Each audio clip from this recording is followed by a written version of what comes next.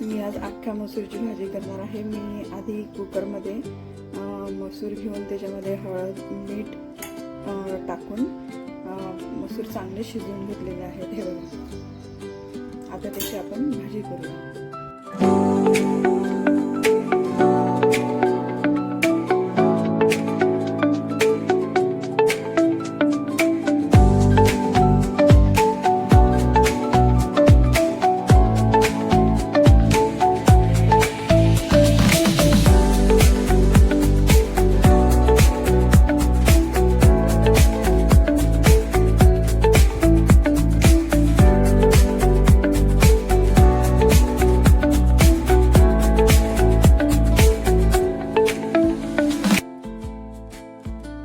कढईत तेल चांगलं तापलेलं आहे, त्याच्यामध्ये आपण हिंग घातली थोडी, त्याच्यामध्ये मोहरी टाकली, मोहरी चांगली तडतडली आणि जिरं घातलं। आता थोडासा गॅस कमी करून घेते मी आणि त्याच्यामध्ये कांदा टाकला।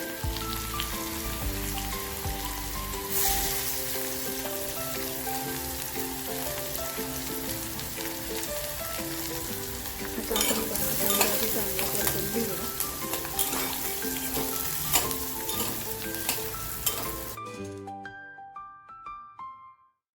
आपला कांदा चांगला परतून झाला आहे आणि त्याच्यामध्ये आपण जे ठेचलेलं अद्रक आणि लसूण होतं ते पण तेलामध्ये टाकलेलं आहे।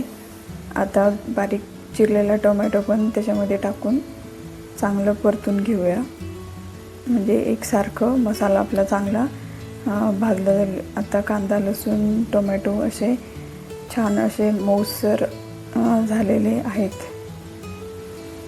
हे बघा, आता त्याच्यामध्ये माझ्याकडे वाटण होतं मसाल्याचं, 1 चमचा मी ते वाटण घातलेलं आहे, ते पण आता मी चांगलं परतून घेते। आता 1 चमचा धने पावडर घातलेला आहे आणि 2 चमचे कोल्हापुरी कांदा लसूण मसाला घातलेला आहे आणि आपण परत एकदा ते चांगलं मिक्स करून घेऊया। आणि आपण आधी जे पाणी गरम करून ठेवलेलं होतं ते थोडंसं टाकूया आणि मसाला चांगला असा त्याच्यामध्ये भाजून घेऊया। हे बघा, असा गॅस बारीक करून थोडासा मसाला चांगला भाजून घेऊया। आता त्याच्यावर असा हे बघा छान असा तवंग आलेला आहे, ते म्हणजेच आपला मसाला आता चांगला भाजला गेलेला आहे। रंग पण किती सुंदर आला आहे बघा। आणि आता आपण त्याच्यामध्ये जे मसूर शिजवून घेतलेले होते ते घालून घेतले सगळे आणि आता ते चांगले आपण मिक्स करून घेऊया। आणि आता त्याच्यामध्ये जे आपलं थोडंसं उरलेलं पाणी होतं ते पण टाकून घेऊया आणि परत एकदा आपण चांगलं मिक्स करून घेऊ आणि त्याला चांगली उकळी येऊ देऊ। गॅस मीडियम ठेवला तरी चालेल।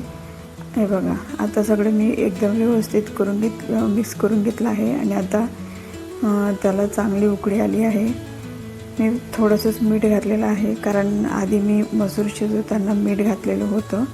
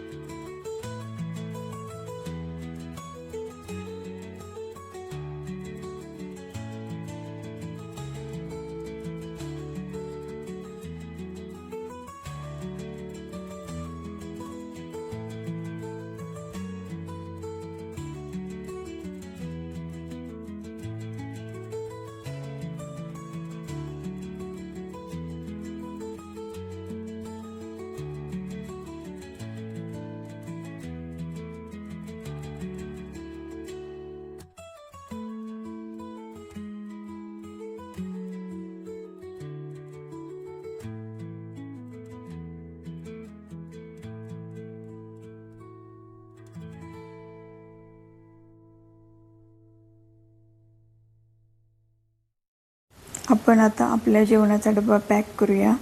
मसूरची भाजी मी आधी टाकून घेते डब्यामध्ये. हे बघा, रंग पण सुंदर आलेला आहे आणि भाजी घट्टसुद्धा झालेली आहे. तुम्ही पण मैत्रिणींनो एकदा अशी अख्खा मसूरची भाजी करून बघा. हे बघा, आता आपण दुसऱ्या डब्यामध्ये पोळ्या ठेवूया.